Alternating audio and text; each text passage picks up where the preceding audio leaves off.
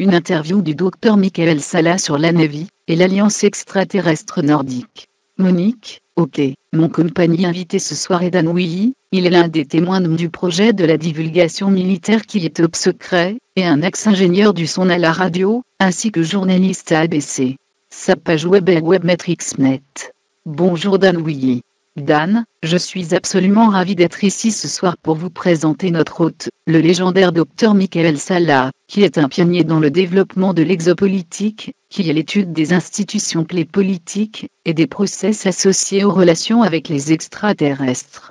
Sa passion pour l'exopolitique est née pendant ses recherches à la source sur les conflits internationaux, et leurs relations avec une présence extraterrestre non connue du grand public. Et là je peux en témoigner. Même les militaires haut gradés, et les politiciens élus ne le savent pas.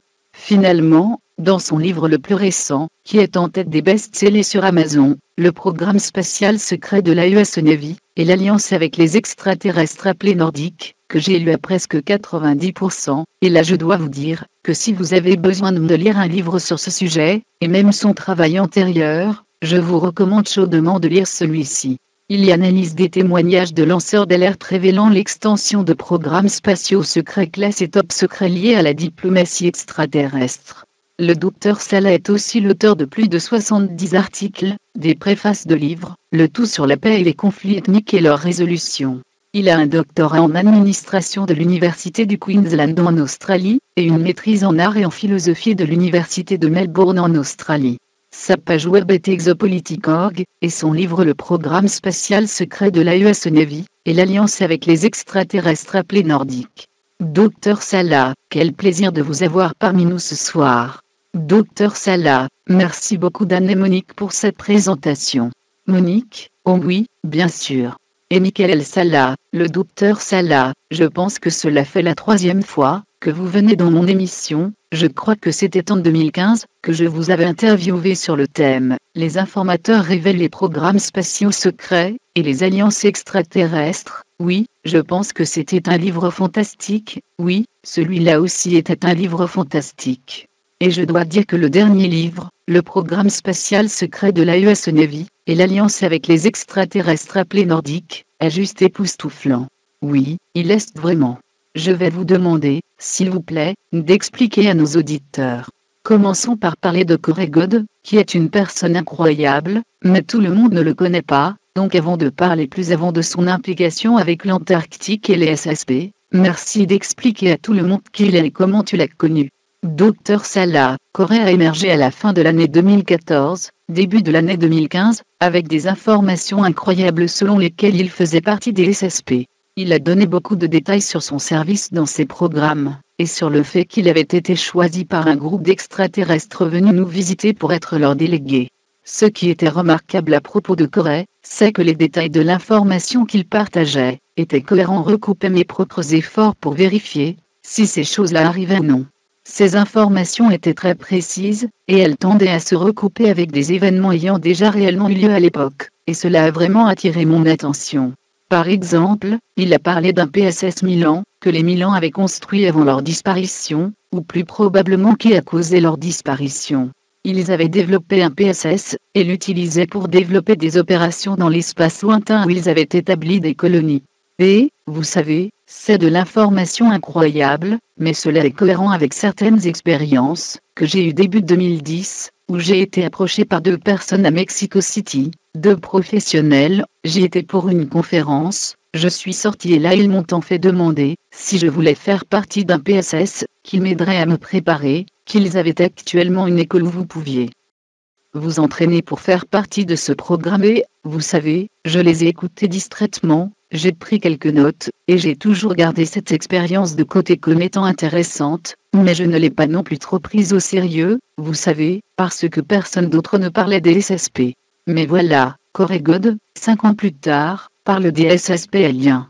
Donc pour moi, vous savez, cela a été une confirmation importante, et il y a eu d'autres choses dites, qui sont venues confirmer différents aspects de l'histoire de Koregod. Donc, à la fin, j'en ai conclu que Koregod disait la vérité sur ses expériences avec les SSP. Et d'autres le rejoignaient, comme David Wilcock, qui utilisait des sources différentes, et il a aussi confirmé, par le biais de l'utilisation de ces sources, que Corée disait la vérité. Egeon aussi soutient Corée. Ils envisageaient de faire une série télé appelée Cosmic Disclosure, dans laquelle Corée God serait interviewé toutes les semaines pendant une période d'1 an. Maintenant on avance dans la seconde année du programme, ce qui vous montre à quel point son témoignage est devenu populaire. Le fond de l'affaire, et vous savez tout ce que Corée a dit, il n'y a rien qui n'ait été réfuté, mais il y a certaines choses qui ont été corroborées, ce qui en fait pour moi un lanceur d'alerte très important. Et ensuite ces informations ont été confirmées une fois de plus à un autre niveau par William Tonkin, qui est apparu sur la scène plus récemment. Monique, ok, et Corée, c'est un humain hybridé, je veux dire, pourquoi a-t-il été choisi pour nous révéler cette force? Docteur Salah, eh bien, vous savez, c'est une très bonne question. Il est très humain, dans le sens qu'il est passé par le processus de la naissance, avec des parents il a mené une vie quotidienne au jour le jour, ordinaire, il frappe de prime abord parce qu'il est très ancré, et un homme très dévoué à sa vie de famille. Ce qui est aussi intéressant à propos de Corée, c'est que dû à ses expériences, il a fait un cycle complet dans sa vie, de 20 ans, il a eu une période de sa vie, entre 1986 et 2007, où il a vécu 2 lignes du temps, la première où il a fait son service de 20 ans, et la seconde après où il est retourné à la vie normale et il a repris sa vie. Donc ces 20 ans, dans la ligne du temps la plus conventionnelle, est très typique, il n'y a rien qui rejaillisse, mais parce que Corée a toujours ses mémoires actives selon lesquelles il a servi dans les SSP pendant cette période de 20 ans, son témoignage est unique. Pour répondre à la question de savoir ce qu'il est, un humain, un hybride, ou une semence d'étoile, il a dit être une semence d'étoile, une incarnation rare de ceux qu'il appelle les aviens bleus, avec lesquels il est régulièrement en contact. Monique, assez fascinant.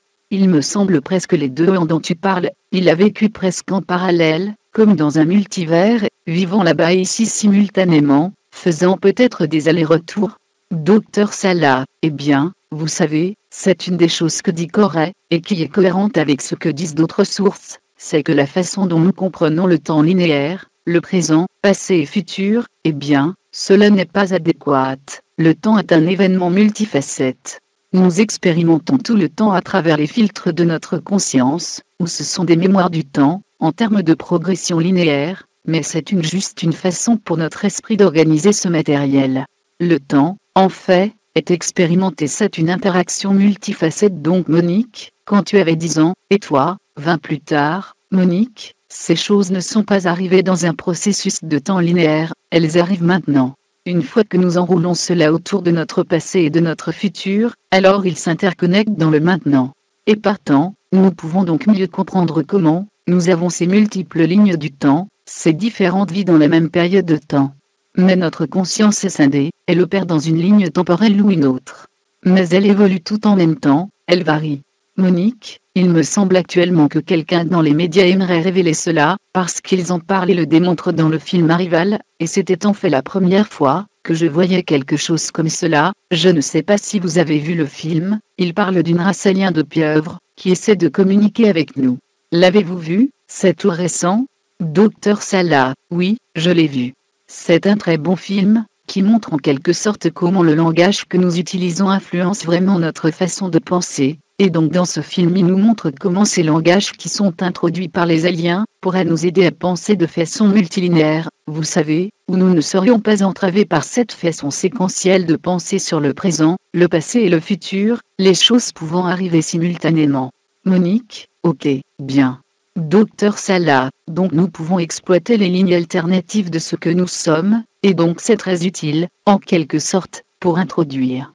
Monique, oh, nous avons perdu Michael. Michael, es-tu là? Dan, tu es là? Dan, oui, je suis là. Michael est en ligne, il a peut-être coupé le son par accident. Ce que dit Michael est corroboré par Tonkin. Tout notre système éducatif national a été infiltré, et tout ce que nous savons est faux. Monique, oui, c'est vrai. Robin, donc nous ne comprenons pas vraiment la réalité dans son vrai sens. Monique, donc j'imagine que lorsque vous avez appris toutes ces choses, que vous les avez enseignées à vos enfants, cela continue indéfiniment, vous restez sur cette fréquence, vous prenez la pilule rouge pour toujours. Quand arriverons-nous à comprendre la réalité vraie? Est-ce en changeant le système éducatif? Mais vous avez raison. Michael, es-tu là? Oh, on a vraiment perdu Michael, il va falloir qu'on le rappelle. Robin, oui, j'ai mon téléphone pour le rappeler avec moi. Monique, ok, je vais continuer avec Dan, pendant que nous rappelons Michael. Robin, j'ai presque fini son livre, et je dois dire que toutes les références, toute la documentation qu'il y a dans son livre, eh bien, quelqu'un qui a l'esprit sceptique, qui pense que tout cela c'est des... Vous savez, des gens qui pensent qu'il invente des histoires éparses, que c'est tellement loin de ce que nous avons été endoctrinés à croire, donc les gens ont du mal à se reconnecter à la réalité. Mais quand vous commencez à regarder toute la documentation, il devient clair que personne n'invente cette histoire. Ok, je pense que nous avons récupéré Michael. Monique, ok, Michael, bienvenue de nouveau parmi nous. Robin, Michael, j'insiste juste sur le point que Tonkin avait dit que notre système éducatif national avait été en quelque sorte infiltré, que tout ce que nous savions était incorrect.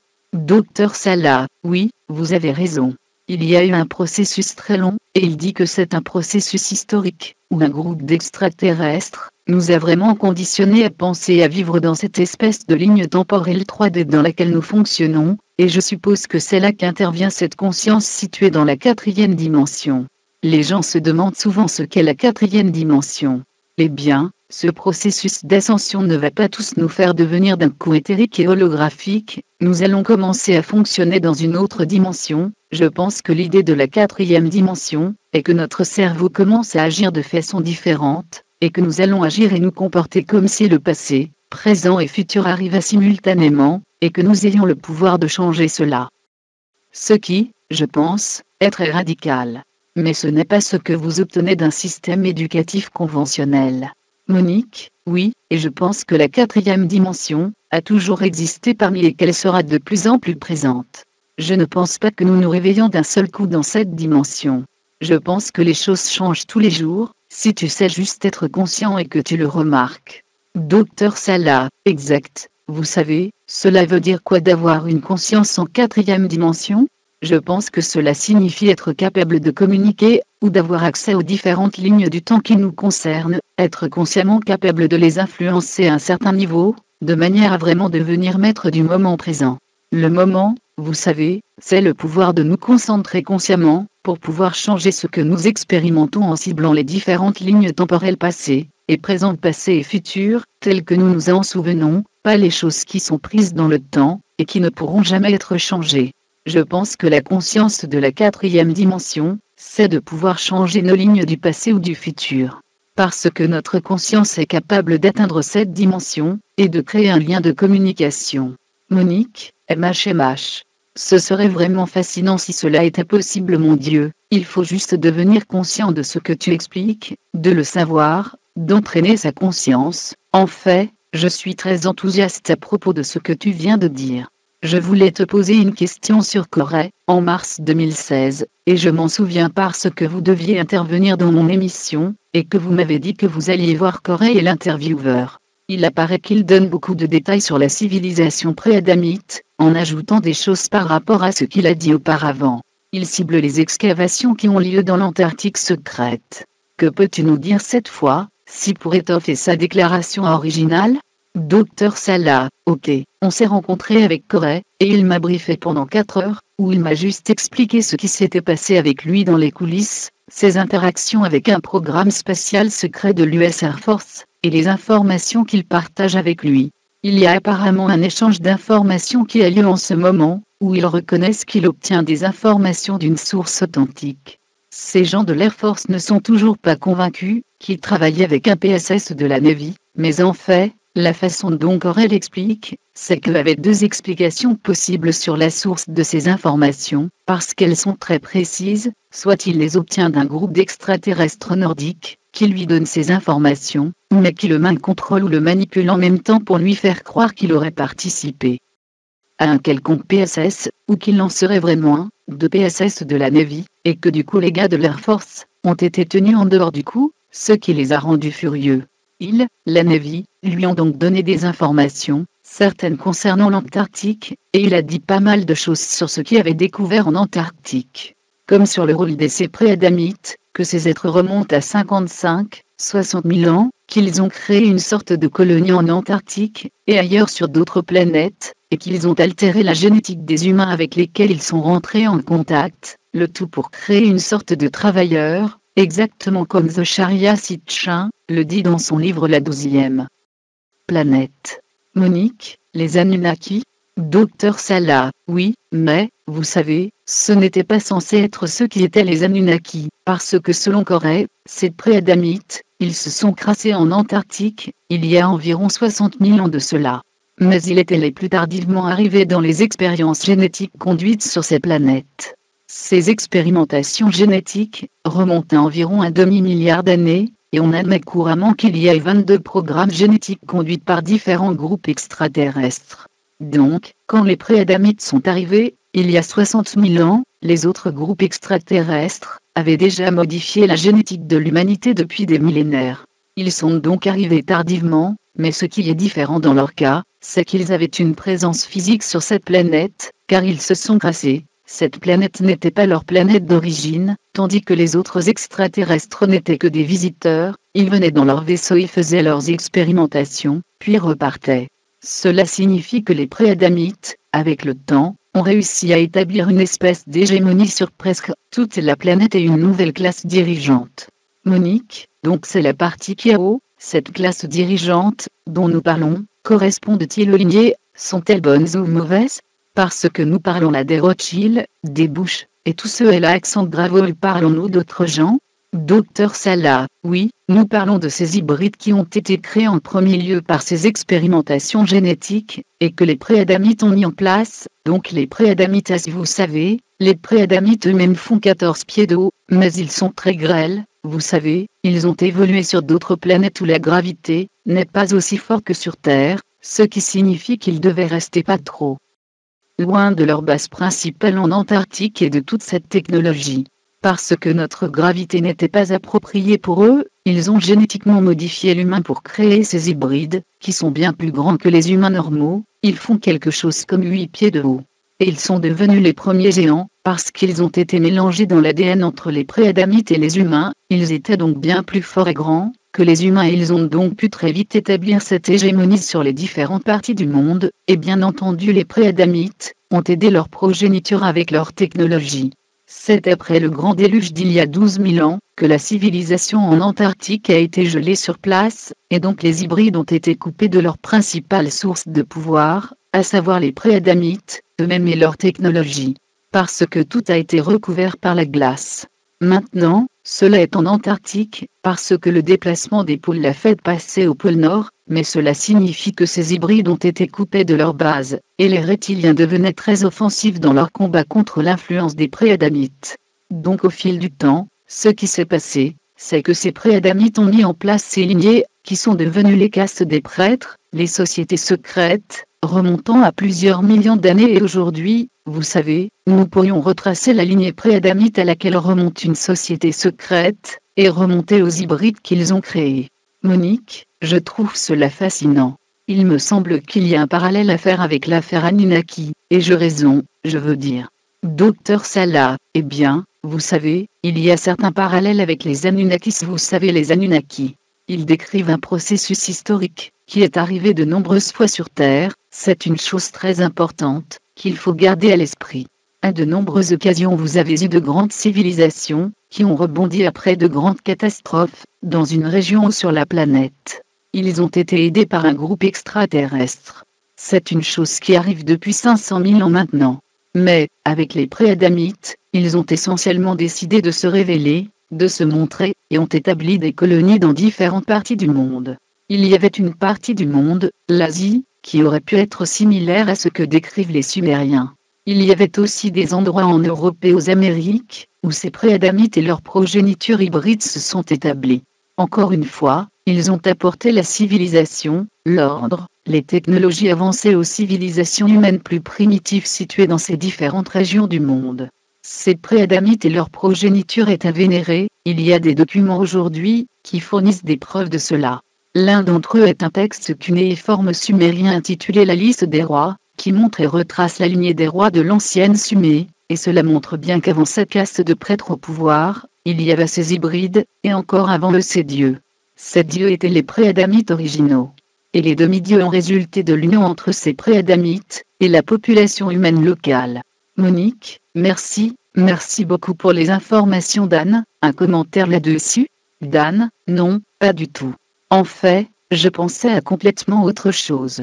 Monique, ok, dans ce cas, si tu pars dans une autre direction d'analyse, pourquoi l'Antarctique est-elle tellement à la mode? Pourquoi tout le monde se rend-il là-bas, et que se passe-t-il là-bas en ce moment? Je sais que John Kerry, Obama y sont allés. Docteur Salah, en fait, à la base, il y a un processus géologique qui se déroule là-bas. L'activité volcanique augmente au niveau du pôle sud de façon significative, il y a donc beaucoup d'énergie thermale qui remonte à la surface. Cela commence donc à déstabiliser les couches de glace, et à former des cavernes où les choses qui étaient sous la glace auparavant commencent à être visibles, à cause de la glace qui fond. C'est ainsi que les ruines de l'Antarctique, que les excavations ont pu commencer là-bas, en 2002. Selon Corey, de nombreux scientifiques et archéologues se sont vus autoriser l'accès à ces régions sous la glace de l'Antarctique où ces ruines pré-adamites ont été découvertes. Ils ont été autorisés à y aller faire des recherches, dans le but de préparer la société à la vérité sur ces ruines pré-adamites. Ce n'est pas comme si tous ces scientifiques et archéologues se voyaient offrir le grand tour, et qu'on leur dise tout ce qui passe là-bas, tout cela est très trié. Cependant, on leur en a dit suffisamment sur ce qui se passe en Antarctique, de manière à ce qu'au moment où ils seront autorisés à révéler leurs films, leurs articles, cela ait un effet très puissant sur la planète. Monique, sûrement, oui, absolument. Lors de mes recherches, je suis tombée sur une vidéo d'un scientifique russe en train de faire des recherches, qui filmait sous la glace et l'eau, et ils sont tombés sur des espèces de pieuvres géantes, monstrueuses. Plusieurs scientifiques ont perdu la vie. Quand ils sont remontés faire leur rapport au gouvernement russe, ils ont juste dit que cela n'existait pas, qu'ils ne voulaient pas en parler. Docteur Salah, c'est une partie des processus qui sont arrivés et dont j'ai entendu parler. À cause du réchauffement climatique, cette maladie s'est accrue.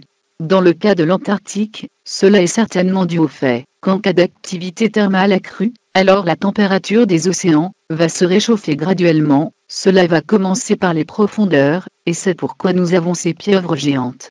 C'est parce que la température est de plus en plus chaude en bas. Donc il faut qu'il remonte, à cause des bulles créées par l'activité thermale, qui réchauffent les profondeurs des océans. Ces créatures doivent donc remonter des strates où elles vivent ou se déplacer. Monique, ok, donc il faut qu'elles hutent. J'ai oublié le mot exact, comment dit-on? Si tout change, alors ces animaux doivent s'adapter à ce type de climat. Comme s'ils devaient devenir une nouvelle espèce de poisson, ou de pieuvre, enfin peu importe ce qu'ils sont, ils n'existaient pas auparavant, c'est maintenant qu'ils apparaissent. C'est la compréhension que j'en ai. Docteur Salah, vous savez, il y a une espèce d'écosystème dans les parties souterraines des océans, c'est une chose qui a été révélée, il y a peu par la communauté scientifique. Ils estiment que les océans intérieurs de la Terre sont tout aussi grands que ceux de la Terre, que lorsque vous avez ces processus géologiques d'activité thermale, de remontée de magma, cela crée les conditions pour que les espèces d'un écosystème passent à l'autre écosystème. Il se peut alors que ces animaux des profondeurs, qui viennent en fait d'un océan intérieur, trouvent maintenant leur chemin vers les océans de surface. Monique, exactement. C'est exactement ce que j'essayais de dire, c'est un nouveau type d'écosystème. Qu'en est-il des races intraterrestres, qui semblent avoir une lignée humaine pure? Quelle est leur connexion historique avec les humains installés en Antarctique? Sont-ils bons ou mauvais? Docteur Salah, c'est une question à laquelle il est très difficile de répondre, en ce qui concerne leur motivation. D'après les informations que nous en avons par Corey, et que lui a obtenues de sa tablette intelligente lors de son service dans le programme Solar Ardent, ces civilisations remonteraient à 18 millions d'années. Les Anchars remonteraient aussi loin dans le temps, ils faisaient partie de la population humaine originelle à la surface de la Terre. À cette époque l'humanité était bien plus évoluée. Mais, avec le temps, il y a eu des catastrophes à la surface de la planète. Ces civilisations, parce qu'elles avaient atteint un certain niveau de développement technologique, ont vu leurs élites pouvoir accéder à l'intérieur de la Terre, emportant avec elles suffisamment de monde et de technologie pour pouvoir perpétuer l'espèce. C'est un terme très important, la continuité de l'espèce. C'est une chose avec laquelle toute société avancée doit composer, lorsqu'ils doivent faire face à un événement de type extinction de l'espèce. même si vous n'êtes pas capable de sauver tout le monde, même si vous ne sauvez qu'1% de la population, c'est assez pour assurer la régénération de la population. C'est quelque chose qui est arrivé de façon répétitive tout au long de notre histoire. À chaque fois qu'à la surface, une civilisation a atteint un niveau avancé de technologie, il y a toujours eu un événement de type cataclysmique tel, la destruction ou la création de surfaces totalement inhabitables, qui a détruit ces civilisations. Les survivants soit devaient se rendre dans des cavernes souterraines profondes, pour recommencer et devenir une civilisation intraterrestre, soit continuer de vivre à la surface, et survivre jusqu'à ce que les choses s'améliorent. Jusqu'à ce qu'ils puissent revivre de l'agriculture, de l'élevage. Ensuite la civilisation pourrait reprendre. Dan, Monique, j'aimerais te faire partager une réflexion que je me suis fait en lisant le dernier livre du Dr Salah. Quelques années en arrière, lorsque nous avons eu ces exercices perturbants avec Jada Almé, il y a eu un lieutenant général de l'armée, un des 260 commandants qu'Obama a muté, probablement à l'aide de la NSA. En substance, il disait, et je ne rentrerai pas dans les pourcentages, parce que nous parlons des plans de la cabale, que les marines, placés sous les ordres de la Navy, n'avaient en majorité rien à voir avec cela, à plus de 90%. Tout cela est resté gravé dans ma mémoire, alors quand j'ai lu dans le livre, le projet RAN et l'incident de la, en 1942, où deux soucoupes ont été abattues, l'une ayant été envoyée à Whitefield et l'autre à la Navy, à Chinalak. Le processus a commencé. L'armée a injecté beaucoup d'argent là-dedans. L'armée a en quelque sorte pris le dessus, et la marine s'est retirée dans son coin pour poursuivre ses propres recherches, pendant que l'armée a continué à avancer. Il me semble que c'est en 1955, lorsqu'Eisenhower a négocié avec les Grands Blancs, sur la base de Roman, que la séparation s'est faite entre la Navy et l'Air Force. Je me suis demandé récemment, nous avons Paul Elie comme invité dans notre émission, et je lui ai demandé ce qu'il pensait d'un rapport supposé être de Snowden dans lequel les Grands Blancs voudraient une surveillance globale mondiale, qui évidemment serait la NSA, de façon à tout diriger. Il m'a dit qu'il y avait une partie là-dedans qui était de la désinformation, que les services de renseignement russes ne lui avaient jamais donné tous les documents. Monique, oui, c'est vrai, je m'en souviens. Dan, et tu sais que l'une de leurs techniques est de mixer le tout, la vérité avec la désinformation. Donc toute cette affaire, où nous avons la Maison Blanche, reliée à la Navy, au FBI, au Nordique et la Maison Noire, reliée à l'Air Force, à la CIA, au complexe militaro-industriel, et à l'alliance draco-reptilien. Il y a donc une espèce de séparation, dont je n'étais pas au courant, moi je pensais que tous travaillaient ensemble, ce qui apparemment n'est pas le cas. Il y a une vieille dispute qui court, et qui date d'il y a longtemps entre eux. Donc ils continuent juste à aller de l'avant dans des directions différentes. Monique, je trouve cela fascinant, aussi, parce que les Arcturiens sont une race de Nordiques, qui sont en conflit aussi avec ces mêmes reptiliens, qui ont formé une alliance avec Hitler. C'est complètement étonnant, personne n'en parle. Michael ? Dr Salah, merci pour avoir montré de l'intérêt, Dan. Je pense qu'il y a un clivage très important dans les services militaires US. En fait, j'apprécierais si vous pouviez localiser la source, l'officier militaire qui a parlé de cette séparation entre les marines et l'armée dans la Navy. Parce que cela fait miroir à pas mal de choses que j'ai trouvées dites dans le livre. Comme vous le mentionnez, cette espèce de séparation des chemins existe entre les efforts des chercheurs, et cette alliance qui a été faite entre les différents services militaires et l'Air Force, à cause des accords qui ont été conclus avec les nazis. Ensuite, au travers de la CIA, ils ont commencé à travailler avec les reptiliens, et avec les nazis qui leur ont donné ces technologies très avancées. C'est ainsi qu'ils espéraient lancer leur programme secret spatial. La Navy est partie travailler de son côté avec les Nordiques. Je pense que c'est fondamental de le savoir, afin de comprendre pourquoi nous avons cette dichotomie essentielle entre les chapeaux blancs et noirs aux USA. Cela découle littéralement de la séparation des groupes extraterrestres, qui travaillaient ou faisaient des accords avec les différentes sections des services militaires US. Dan, oui, vous savez, l'armée a utilisé le bon terrain, et dans les années 50, quand Eisenhower a perdu du terrain, ils se sont déplacés dans la zone 51 et à Chinalak. Là ils ont mis en place les modèles avec la Navy, ont construit les modèles dans les montagnes de Wasatch dans l'Utah, ces vaisseaux de combat qui font plusieurs kilomètres de long. C'est là que c'est surprenant, comment font-ils pour sortir ces vaisseaux de plusieurs kilomètres de long des bases souterraines ?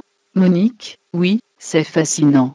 Dr Salah, en fait, je pense qu'ils ont été capables de construire ces engins, et Bill Tonkin décrit le processus de construction, comment ils ont réussi dans les années 70-80 à maîtriser un système modulaire de construction, qui leur permettait de construire ces croiseurs de plusieurs kilomètres de long.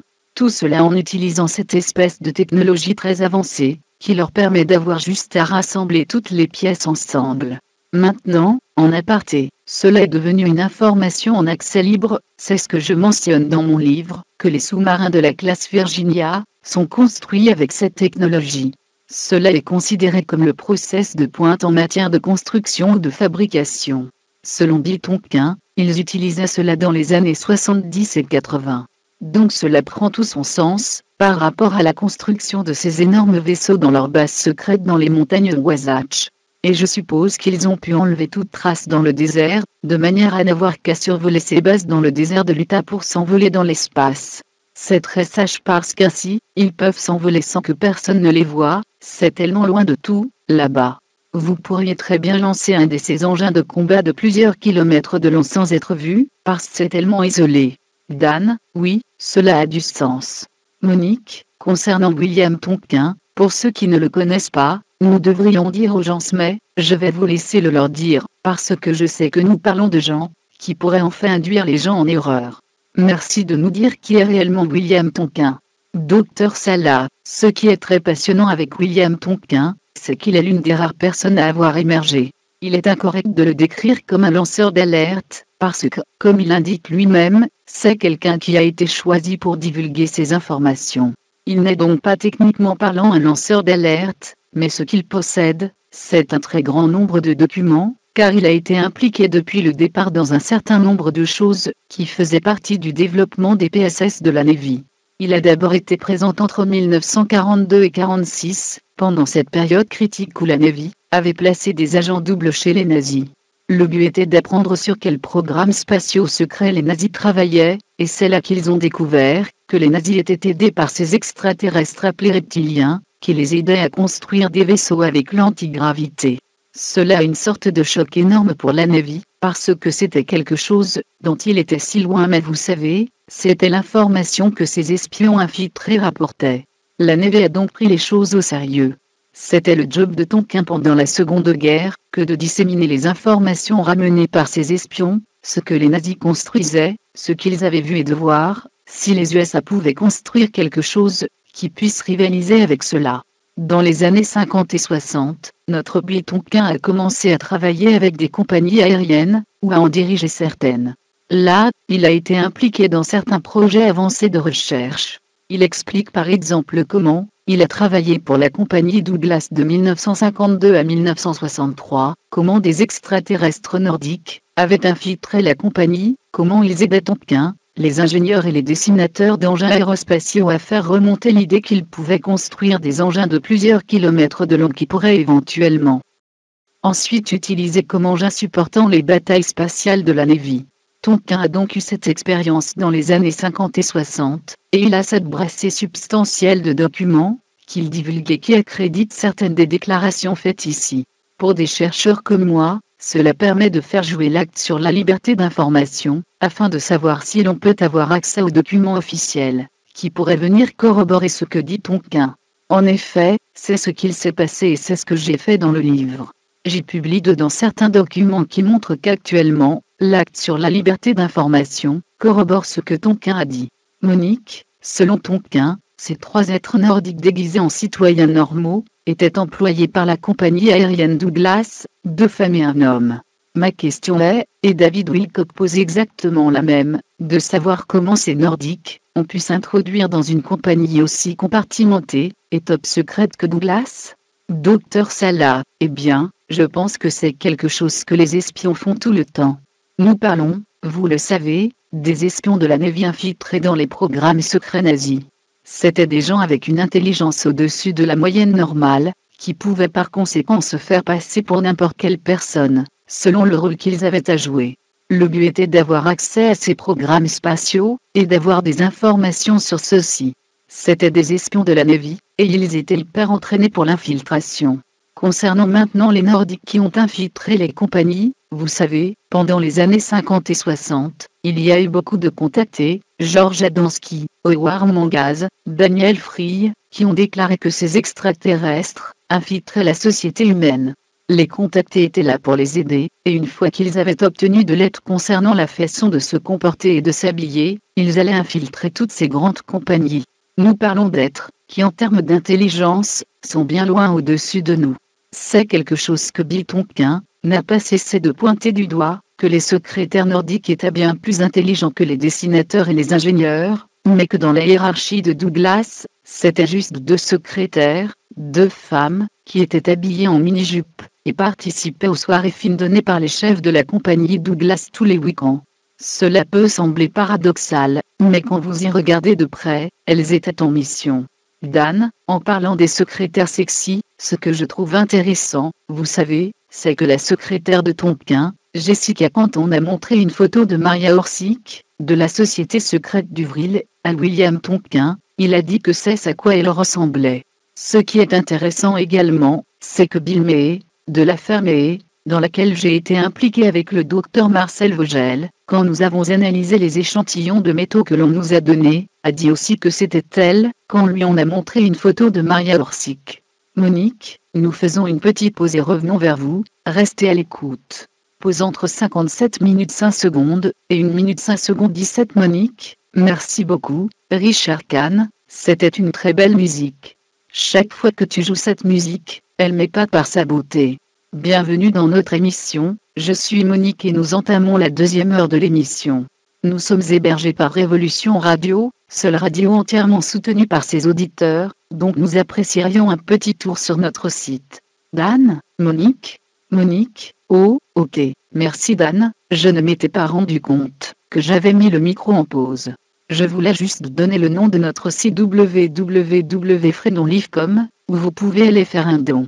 Ce soir nous recevons Michael Salla, auteur de plusieurs livres que j'ai lus, dont le programme spatial secret de la US Navy, et l'alliance avec les extraterrestres appelés nordiques. Son site web est exopolitique.org.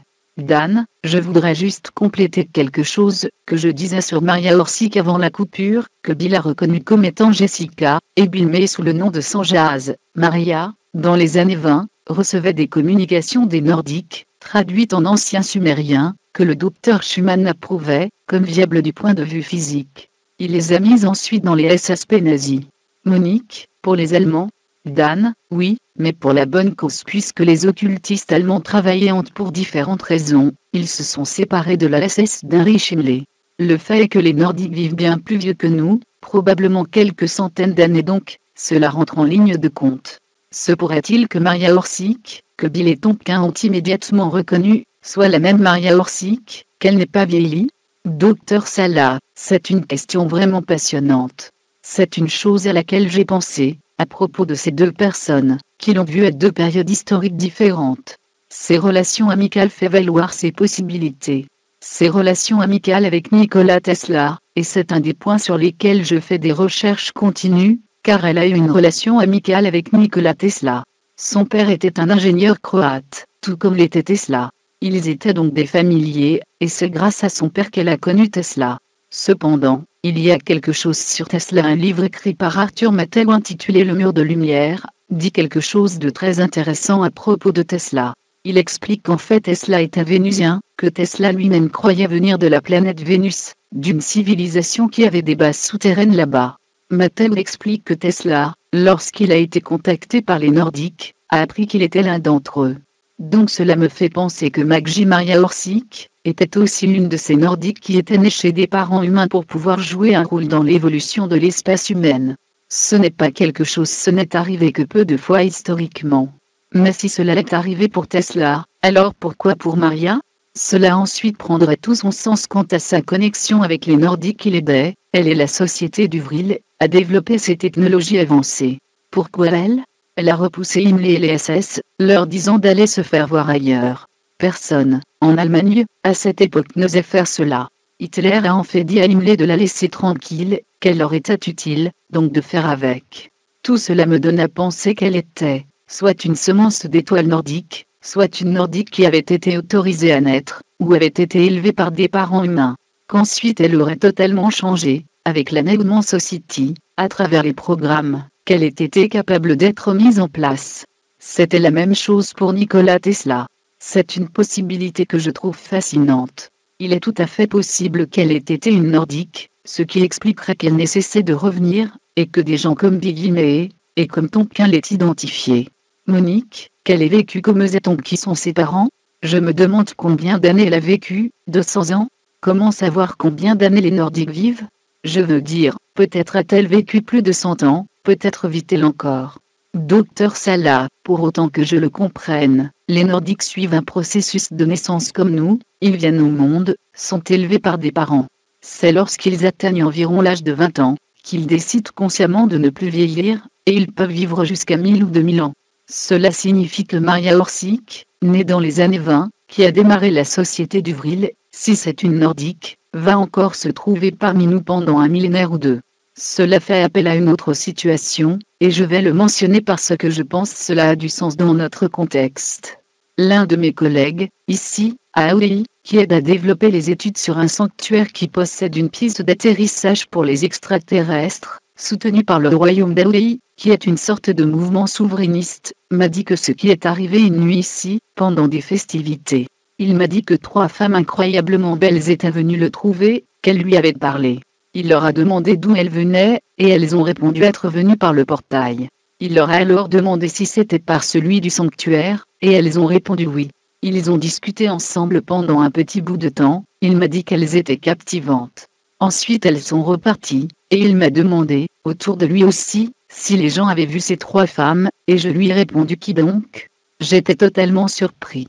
Ce qui est intéressant ici, c'est que 3 mois après mon livre sur les infiltrés au sein des SSP ait été publié, je lui en ai fait cadeau pour son anniversaire. Il a regardé la photo tout, comme l'a fait Tonkin et m'a dit c'est elle, c'est la femme qui est venue me voir. Cela s'est produit en 2016. Monique, waouh, mon Dieu. Dan, oh mon Dieu. Monique, avec exactement le même physique? Cela m'amène à ma question sur l'âge. Nous avons parlé d'une progression. Nous est-il possible, à nous, humains, de ne pas vieillir, si nous le décidons? Docteur Salah, oui, il a 2 manières de le faire. Bitonkin en décrit une, puisqu'il a été impliqué dans un programme secret pour développer des produits pharmaceutiques qui prolongeraient la vie, une espèce de régression de l'âge ou de prolongation. S'il donnait ces pilules aux gens, ils commenceraient à régresser en âge jusqu'à leurs 20 ans. C'est quelque chose dans lequel il a été un pionnier, ou qu'il a aidé à mettre en avant, avec la compagnie TRW, entre 1967 et 1971. Avant TRW, il travaillait comme ingénieur système, et les a aidés à développer ce système de régression de l'âge à travers les pilules pharmaceutiques. Voici la première façon de le faire. La deuxième, je la décris dans mon tout dernier livre, c'est la façon dont les Nordiques le font. C'est une chose que Georges Adamski a décrit dans un de ses livres, à l'intérieur d'une soucoupe volante. Il explique qu'il a été emmené dans l'une de ces soucoupes, un de ces vaisseaux mers, où il a vu la photo de quelqu'un qui semblait éternellement jeune, et il a demandé qui c'était, parce qu'il était captivé. Il a dit qu'il avait eu le sentiment que sa vie avait changé rien que par le fait d'avoir regardé cette image. Le maître de sagesse lui a répondu que c'était l'image de la vie éternelle. Il lui a expliqué que chacun d'entre eux grandissait avec cette image dans leur conscience, dans leur civilisation, et que c'était pour cela qu'ils ne vieillissaient pas vraiment. Quand les Nordiques retiennent l'idée consciente de l'âge qu'ils ont vraiment, de cette jeunesse éternelle, ils arrêtent de vieillir. Dan, pas du tout comme nous, lorsque nous nous regardons dans le miroir, après quelques décennies ils ont une image subconsciente bien meilleure que la nôtre. Monique, j'en parlais un jour avec un de mes amis, Brett Noddle, qui m'a dit que les Amérindiens se concentraient uniquement sur 2 choses, être dans l'instant présent et la vie éternelle. Peut-être vieillissons-nous aussi parce que l'on nous l'a dit, donc nous franchissons les étapes vers le vieillissement et la mort. Mais si nous nous concentrons sur un niveau différent, tel que la vie éternelle.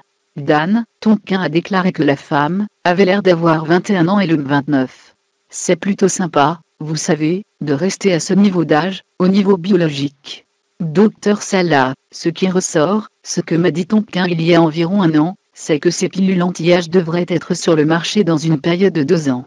C'est ce qu'on lui a dit. Ce que nous voyons maintenant, c'est qu'il y a de plus en plus d'informations dans le monde lumineux, qui est délivré sur ce sujet des pilules anti-âge, qui sont maintenant développées pour être mises dans le commerce.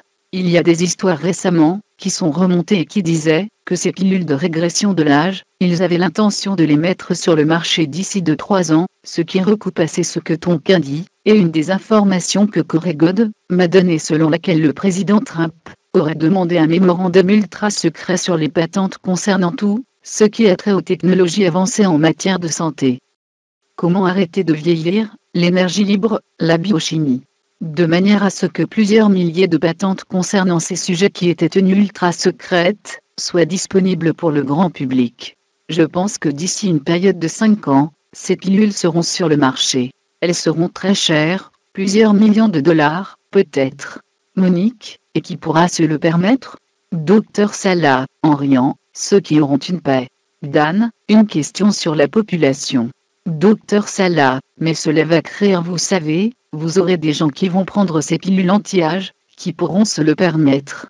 Ensuite, vous aurez les gens qui le feront uniquement par la conscience, le remède du pauvre, en quelque sorte, qui garderont devant leurs yeux la vision parfaite de l'âge.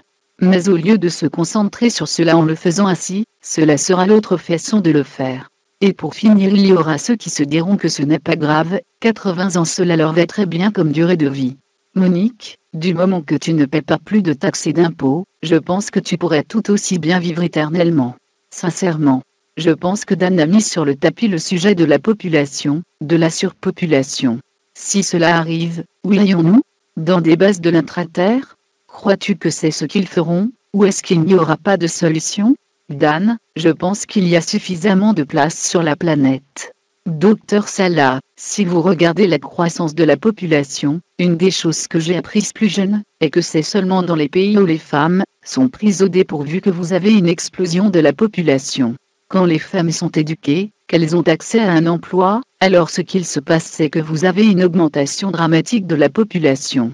Si vous prenez tous les pays où vous avez un taux de natalité négatif, comme les pays du Nord, le Japon, l'Australie, et tous les autres pays, ce sont des pays, vous savez, où les femmes sont bien éduquées, et donc vous avez un taux de natalité négatif.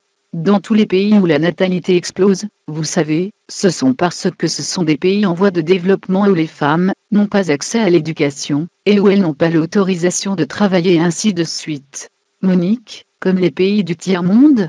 Docteur Salah, oui, les pays du tiers-monde où il y a une grande pauvreté mais, le fait est que lorsque vous avez le développement, que la richesse est équitablement distribuée, la première des choses qui arrivent est que les femmes commencent à être éduquées, à travailler et donc la population commence à diminuer, c'est un processus naturel.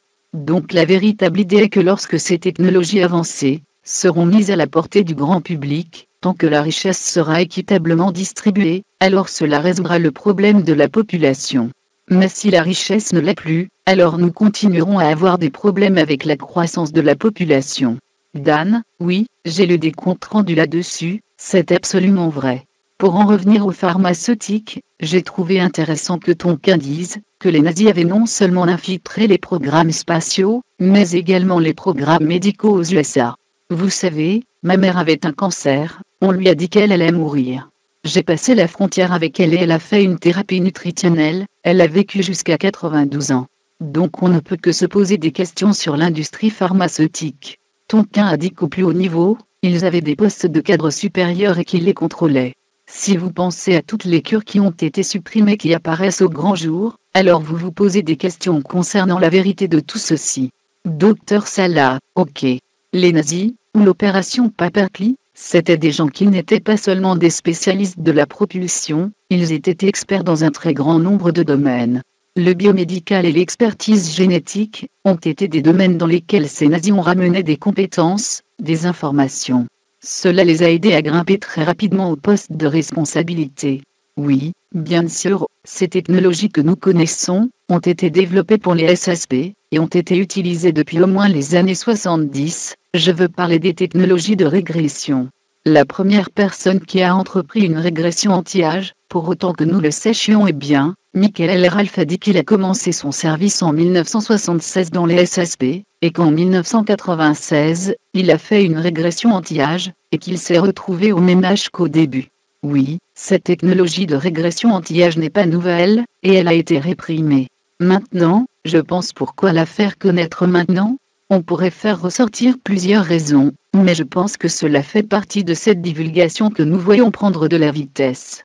Monique, vous savez, je trouve cela passionnant de savoir que les USA ont permis à plus de 3000 nazis de venir ici à travers le projet Paperclip. Bien entendu, j'ai l'impression que ces gens ont amené la technologie que les reptiliens leur ont donnée, non, pas à eux, à ce pays. Que dois-je en penser, Dan? Et il y a cette philosophie de l'eugénisme, aussi. Monique, oui. Est-ce qu'Eisenhower le savait, lorsqu'il a fait les accords avec les Gris? Je veux dire, était-il au courant de tout cela? Docteur Salah, eh bien vous savez, ce qui s'est passé, et c'est là que Bill Tonkin a joué un rôle très étroit dans le processus, c'est lorsque la Navy et la présidence des USA ont appris à quel point les nazis étaient en avance, durant la guerre. Que ces super armes pourraient être quelque chose qui changerait véritablement le cours de la guerre. Ceci explique beaucoup de choses du puzzle, vous savez, comme le fait que Patton et son armée, soudainement, essaient de trouver ces rapports nazis, parce qu'ils étaient tous très soucieux concernant ces super armes nazies. Parce qu'ils avaient accès à tous ces rapports, leur disant à quel point les nazis étaient en avance, et qu'après la Seconde Guerre mondiale, ils savaient que les nazis avaient établi une, ou plusieurs bases en Antarctique. Ces bases avaient réussi à repousser les attaques de l'opération Paperclip. Donc, aux USA, ils étaient très conscients que les nazis avaient une longueur d'avance car ils travaillaient avec les reptiliens. Et c'est là qu'était le problème, parce que les reptiliens voulaient donner les technologies avancées aux nazis, parce qu'ils savaient que les nazis les utiliseraient comme armes de conquête. Monique, pourquoi ne l'ont-ils pas fait? Si c'est le cas, s'ils avaient la technologie des reptiliens, alors pourquoi les nazis n'ont-ils gagné la guerre et pris le pouvoir sur le monde? Docteur Salah, en fait, ils l'ont presque gagné, la guerre. Mais le problème a été de pouvoir transformer ces technologies avancées en armes. Il faut être sûr que la physique est compatible. Par exemple, vous ne pouvez pas transporter un canon sur un engin, tel qu'une soucoupe volante qui tourbillonne sur un axe particulier de rotation. Mais vous pouvez essayer de mettre un canon quelque part, qui va créer une force de réaction. Alors les canons, si vous savez, les nazis auraient juste voulu armer ces soucoupes volantes en plaçant des armes militaires conventionnelles à l'intérieur, mais cela n'a pas marché. C'est seulement après la guerre, quand ils ont eu plus de temps, en Antarctique, qu'ils ont pu développer les armes à énergie dirigée. Ensuite ils ont ajouté ces armes sur leur OVNIS, et c'est ainsi qu'ils ont détruit l'opération X-Jump menée par l'amiral Beer. Parce que les nazis avaient réussi à développer ces armes en Antarctique. Vous savez, c'est là le nœud du problème, les nazis ont été à court de temps. Si la guerre avait duré ne serait-ce que 6 mois de plus, ils auraient pu disposer de certaines de ces armes à bord. Hitler, en dépit de certaines bourdes historiques, avait tellement confiance en lui, qu'il a accéléré les choses. S'il avait pris son temps, la guerre aurait pu se terminer différemment. Dan, ok, cela sonne comme si Hitler avait fait un pacte avec la Fédération des Dracos au début des années 36, l'un de ses contrats. Comme Eisenhower lorsqu'il a perdu le contrôle sur les corporations, et a repris les accords en 1955, eh bien il semblerait que, bien que vous ayez conclu un accord avec eux, vous ne puissiez pas le résilier, vous deviez faire avec eux et continuer. On pourrait le voir comme cela. Monique, et je pense qu'on en paie toujours le prix aujourd'hui.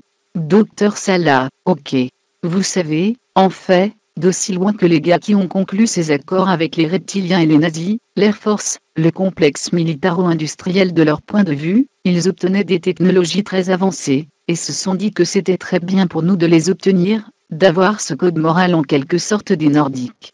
Donc les gars de l'Air Force voulaient travailler avec les nazis et les reptiliens. Mais le fait est que les Nordiques voulaient nous aider d'une manière différente, en faisant en sorte que les choses marchent. Ils nous ont aidés en donnant des impulsions télépathiques aux scientifiques et aux ingénieurs, cette sorte d'aide. Fondamentalement, ils nous aideraient à nous élever par nos propres moyens, ils ne nous donneraient pas la technologie déjà complète en nous disant ok, tu as juste besoin de la rétro-ingénierie, tout va bien maintenant. C'est ce que les nazis et les reptiliens faisaient. C'est ce que montrait Bill Tonkin, qui disait que les Nordiques nous aidaient d'une autre manière, où il s'agissait plus d'un processus à intégrer, de nous aider en coopérant à travers des gens plus compatibles avec eux. Ils ont choisi à Tonkin faire référence à ces gens, des contactés sélectionnés ou une équipe préférée à une autre. Lui-même faisait partie de ce groupe, donc il appelait pour qu'il repère les gens par le biais desquels il travaillerait en semant ces technologies avancées, qui pourrait nous aider à avancer en tant qu'espèce, et nous permettre de faire avec ce problème des nazis qui travaillaient avec les reptiliens, les nazis manipulant aussi le complexe militaro-industriel.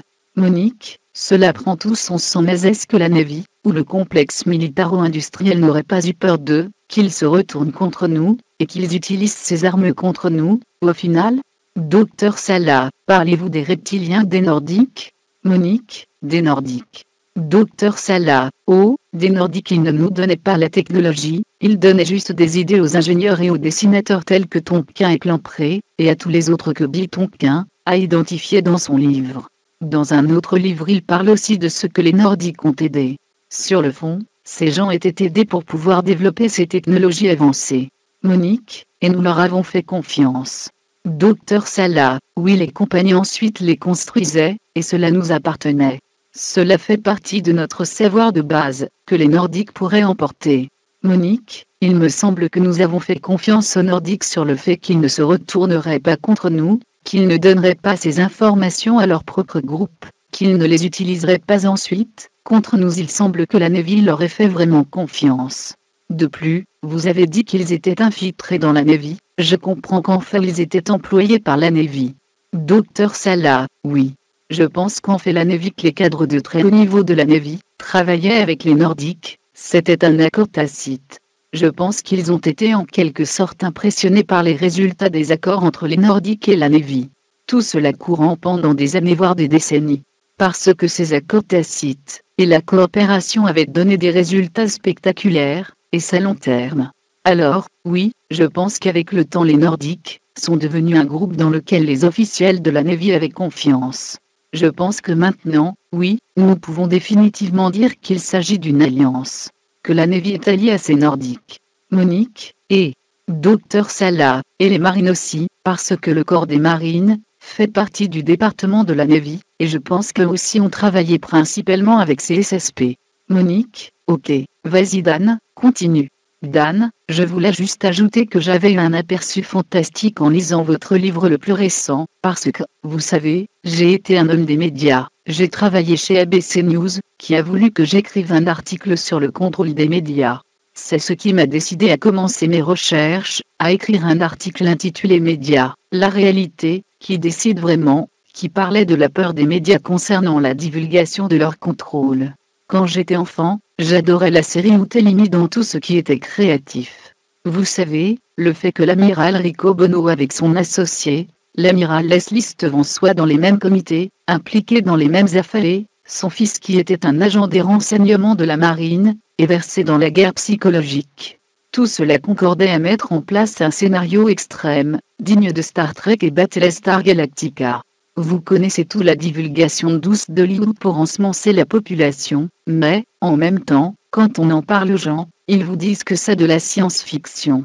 Cela me rappelle l'année dernière, quand le film X-Files est sorti, qu'ils l'ont joué divulgation complète, avec plein de choses vraies mélangées à d'autres. C'est comme s'ils te le mettaient en face en plein figure, comme étant de la science-fiction pour ensemencer les esprits de la population. Monique, c'est tellement vrai. Docteur Salah, oui, et c'est un point fondamental, qu'il faut réellement comprendre. La meilleure façon de cacher un secret, est de l'exposer à la vue de tous. Les gens associent ainsi ce qui leur est montré à quelque chose relevant de la fiction, et qui est complètement ridicule, et ne le prennent pas au sérieux. C'est ainsi qu'ils créent les bases pour des séries, comme Outelimi ou Star Trek, Battlestar Galactica, que ces séries ont pu voir le jour. Elles sont venues suite à ces initiatives de divulgation douce soutenues par ces programmes de guerre psychologique conduits par l'amiral Leslie Stevens qui les a utilisées. Ensuite, son fils Leslie Stevens, qui travaillait pour les renseignements militaires, a juste continué ce processus de divulgation douce, concluant des accords avec des gens John Roddenberry ou Glenn Larson, le créateur de Battlestar Galactica. Il a été associé à de nombreuses autres séries de science-fiction. Oui, c'était vraiment brillant. Dan, et le capitaine James T. Kirk est inspiré de la Navy. Monique, c'est incroyable. Quand j'ai lu ce chapitre dans votre livre, j'ai ri. Parce que cela, soudainement, prend tout son sens. Comment les humains ont collaboré avec les extraterrestres, même si à l'époque cela ressemblait à de la science-fiction. Mais c'est la réalité, puisque vous dites dans votre livre que de toute façon, la Navy collaborait avec les Nordiques. Mais dans Star Trek ils ne ressemblent pas vraiment à des humains comme nous, même s'il me fait toujours un peu peur. Mais ils travaillaient avec des humains, travaillaient pour eux, en fait. Docteur Salah, exact. Je veux dire, dans la série des Star Trek, telle que créée à l'origine par Gene Roddenberry, avec l'aval de Leslie Stevens, nous donne un aperçu basique de la Confédération Galactique, ou de la Fédération des planètes. C'est ce qui est décrit dans Star Trek. Voilà les Nordiques au réel. Voilà ce qu'ils sont vraiment, la Fédération décrite dans Star Trek. Monique, pensez-vous que les extraterrestres qui collaboraient avec les humains à bord des vaisseaux, pour moi, ils ressemblent plus à des reptiliens qu'autre chose? Docteur Salah, ok, désolé, j'ai perdu la connexion sur cette question. Sur quoi portait la question? Monique, sur Star Trek. Je disais que les extraterrestres qui collaboraient avec les humains à bord des vaisseaux dans Star Trek, ils ressemblent plus à des reptiliens qu'autre chose pour moi, plutôt qu'à des Nordiques. Ai-je tort? Docteur Salah, Capitaine Kirk et son équipe, la plupart d'entre eux sont des humains. Ils sont très humains. Selon moi, ils ressembleraient à la description que l'on pourrait faire de programmes spatiaux secrets de la Navy pour la partie nordique, telle que Tonkin les décrit. La Navy côté nordique, celle qui aide à la US Navy. À la base, vous avez cette collaboration entre la Navy aux côtés des Nordiques et la US Navy pour développer les SSB, mais les Nordiques ressemblaient de près au capitaine Kirk et à son équipe à bord de l'Enterprise, et à toutes les choses décrites dans Star Trek.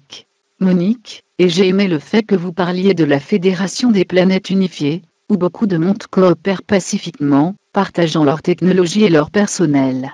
Docteur Salah, tout à fait. Ce que nous avons dans Star Trek n'est pas quelque chose sorti de l'imagination de Gene Roddenberry, ce qui est la présentation de bon nombre de biographes officiels, version selon laquelle il aurait juste imaginé tout cela. Cela en fait est le reflet de la véritable vie spatiale des Nordiques, qui aide l'US Navy à développer certaines technologies avancées. Ils essayaient aussi de nous aider à gérer un problème géopolitique très complexe. Il y avait les nazis en Antarctique aidés par les reptiliens qui développaient ces flottes de croiseurs galactiques qui allaient loin dans l'espace. Les nazis et les reptiliens avaient infiltré le complexe militaro-industriel US. Vous aviez là une situation incroyablement complexe, et cette Navy spatiale aidée par les Nordiques qui essayaient d'aider notre Navy à gérer les complexités auxquelles nous devions faire face en tant que planète. Et vu la fin de l'histoire, je crois que nous pouvons remercier les Nordiques d'avoir eu une telle préscience dans le fait de pouvoir identifier celles des Navy US, qui ne seraient pas corrompues par cette espèce de nazis ou de reptiliens. Dan, oui, nous voulons vraiment définitivement la divulgation complète. C'est intéressant ce que vous dites sur Deacon et à propos de ces sources, qui sont reliées à l'Air Force, et sur la divulgation partielle. Quelque chose m'est juste revenu en mémoire, pendant que vous parliez de la Navy et de Star Trek, c'est que ces transporteurs aériens ont servi de modèle au pont de la série Star Trek. Ce qui est intéressant en soi, et je me demande lequel est à l'origine de l'autre. Docteur Salah, oui, exactement. La science, et la science-fiction, sont basées plus souvent sur des faits que sur la fiction. Monique, Michael, comment pensez-vous que les gens réagiraient, s'ils savaient que non seulement les extraterrestres ont visité notre planète Terre, ou qu'ils se sont juste montrés dans nos plus grandes villes, mais que leur émission préférée est Star Trek? Mon beau-frère, qui est mormon et ne croit en rien, adore littéralement Star Trek pour ce que cela représente en tant que science-fiction. On nous a dit de ne pas croire en cela, mais oh mon Dieu, c'était basé sur des informations authentiques données par des extraterrestres. Comment les gens réagiraient-ils? Docteur Salah, eh bien, vous savez, Star Trek ou d'autres séries comme Stargate SG-1, Stargate Atlantis, ou Battlestar Galactica sont une forme de divulgation douce. Beaucoup de générations ont été influencées. Est-ce notre génération, la génération 10 et celle du nouveau millénaire? Je parlais à mon fils de 26 ans, et il m'a dit que cela faisait la 3e fois qu'il regardait Star Trek Deep Space 9. Pour moi, vous savez, avec ce que je fais, peut-être le voit-il comme quelque chose de totalement excentrique, mais à un niveau inconscient il est préparé à ce genre de choses.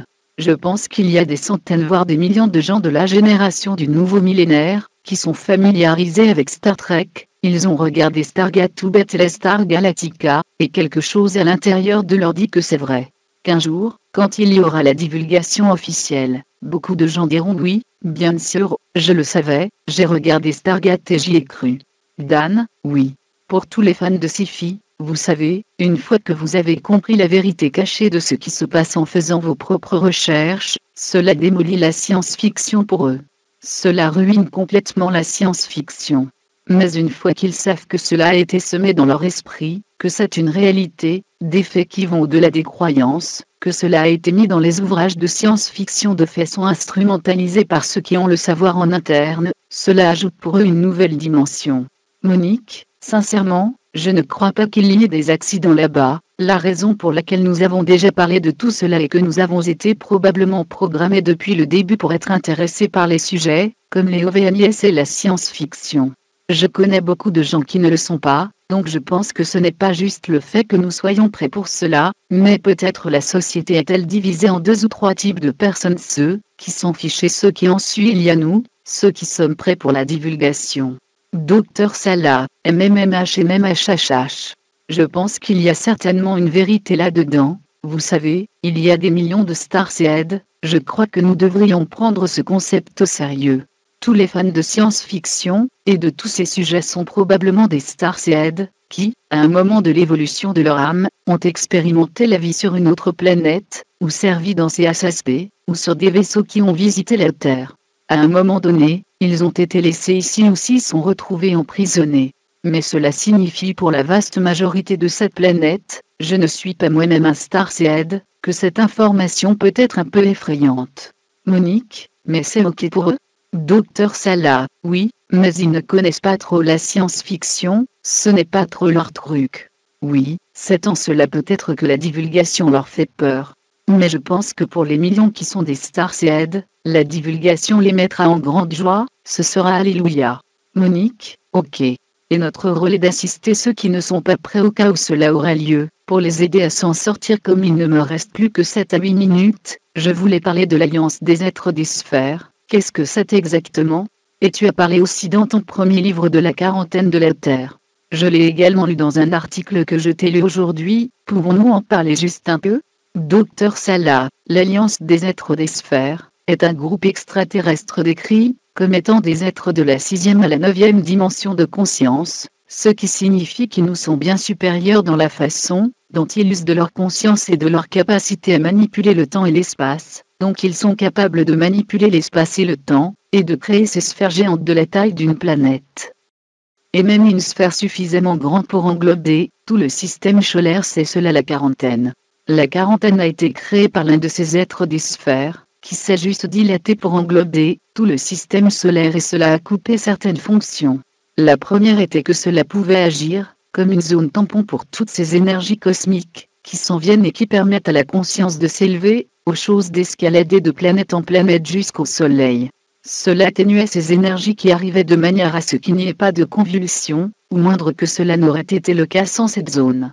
La seconde fonction est que via cette quarantaine que nous avons dans notre système solaire, la flotte reptilienne ou la flotte nazi-reptilienne, qui opère dans d'autres endroits loin, dans l'espace de notre système solaire en faisant toutes sortes de choses néfastes, a été coupée de ses bases principales ici sur notre planète, tout comme sur Mars, sur Sirius et dans d'autres endroits. Ce que cela a fait, c'est qu'ils ont créé une sorte de balance du pouvoir, et ont permis au terrain de jeu d'être aplani. Parce que les reptiliens, les flottes noires et les flottes corporates, étaient bien plus puissantes auparavant que les programmes spatiaux de la Navy. Mais maintenant, avec l'aide de l'Alliance des êtres des sphères, le terrain de jeu s'est nivelé. Cela a permis de créer des opportunités où des négociations basées sur le bon sens ont pu avoir lieu, où des accords ont pu être trouvés. De cette façon, tous les acteurs principaux ont vu leurs intérêts vitaux respectés, et nous pouvons passer à une nouvelle phase de l'ascension où notre conscience sera élevée de façon soudaine et drastique. Dan, oui, et les dracos ne peuvent plus renforcer le système, donc cela marche plutôt bien sur ce plan-là. Dr Salah, oui, vous savez, la chose la plus critique du processus était que les dracos ne pouvaient plus ramener plus de vaisseaux, une plus grande flotte pour en quelque sorte prendre le dessus sur les programmes spatiaux de la Navy, ou prendre le dessus sur les chapeaux blancs, qui sont maintenant en train de prendre le contrôle et de nettoyer les choses. Si l'on prend le fait que quelqu'un comme Donald Trump ait pu devenir président, je pense que c'est la seule chose qu'il était capable de réussir, et c'est avec l'aide des chapeaux blancs, parce que les US voulaient prendre un break, et se nettoyer de toute leur politique antérieure, où les présidents n'étaient que les marionnettes de la cabale. Dan, la façon dont nous avons été endoctrinés, je vois bien, parler des êtres ressemblant aux oiseaux, et qui semblent cela est bien mieux de garder le secret loin de l'audience mainstream. Monique, Michael, 2 questions. La première est de savoir si les Nordiques, ou d'autres races extraterrestres ont rejoint la Maison Blanche. Docteur Salah, que voulez-vous dire par rejoint? Monique, infiltrés en quelque sorte, où sont-ils employés là-bas, et sinon, pourquoi? Docteur Salah, des accords ont été passés, c'est quelque chose que Corée décrit, et dont d'autres parlent aussi. Des accords ont été passés entre l'administration Eisenhower, et des administrations de haut niveau, et les représentants des extraterrestres, ainsi qu'avec les nazis en Antarctique. Tout le complexe militaro-industriel était infiltré, ce qui signifie que les présidents avaient des invités, comme Henry Kissinger, qui est un infiltré, un instrument des draco-reptiliens. Donc Henry Kissinger, quand il rendait visite à un nouveau président, ce n'était pas juste une question de s'asseoir avec un homme d'État plus âgé, c'est comme si Henry Kissinger apportait les volontés de l'empire reptilien au nouveau président. Et tous les nouveaux présidents, tout d'un coup, étaient impressionnés. Il existe un empire reptilien, ils ont des accords, nous avons aussi des accords avec eux, mais je ne peux pas révéler la vérité. Cela pourrait être choquant, et ils pourraient l'apprendre. J'ai entendu dire que Jimmy Carter avait fondu en larmes quand il avait appris la vérité au sujet de ce qui se passait. Monique, ok. Et concernant le président Obama, durant son mandat, y a-t-il eu des échos selon lesquels des extraterrestres lui auraient rendu visite? Docteur Salah, Obama a été interviewé par Jimmy Kimmel, et il a dit Jimmy Kimmel lui a en fait la question de savoir pourquoi il ne révélait pas toutes les informations sur la zone 51, et Obama a répliqué que les extraterrestres ne le permettraient pas. Même s'il l'a dit sur un ton, tel que beaucoup de gens l'ont pris pour une blague, il y a eu une analyse du langage corporel de fait. Monique, donc cela pourrait être vrai? Dan, et ils disent qu'ils nous contrôlent tous de façon très stricte. Docteur Salah, et il a vraiment dit que les extraterrestres ne le permettraient pas, ce qui nous apprend qu'il a vraiment eu une visite. Monique, cela court depuis tellement longtemps, ils ont contrôlé les gouvernements depuis le départ. Savons-nous seulement combien de races au juste nous ont visités sur Terre sont parmi nous en ce moment? Docteur Salah, il y en a 40 à 60 qui appartiennent à la Confédération Galactique, ensuite il faut ajouter les dracos qui se sont ralliés. Donc on doit en avoir quelque chose comme 80 à 100. Monique, oh mon Dieu, je voulais remercier grandement le docteur Michael Salah d'avoir participé à notre émission radio sur la chaîne, La Perception de la Matrice, et je rappelle que son livre est sorti. Son site internet s'intitule exopolitique.org. Traduction, Emeline.